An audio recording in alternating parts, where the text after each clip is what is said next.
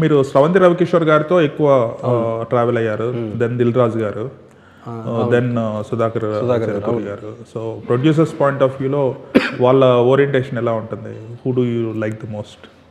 నాకంటే ఒక్కొక్కరి దగ్గర ఒకటి. ఇప్పుడు కిషోర్ గారి దగ్గర ఏంటంటే scripting stage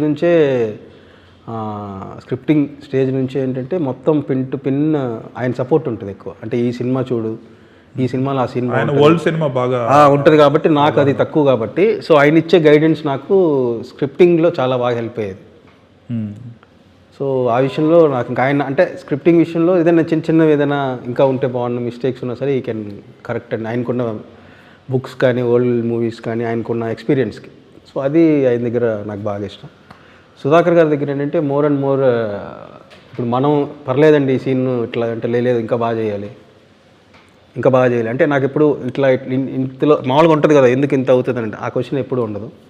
so basically as a person is very friendly and very pure అనమాట. సో అది నచ్చుతుంది ఆయన దగ్గర.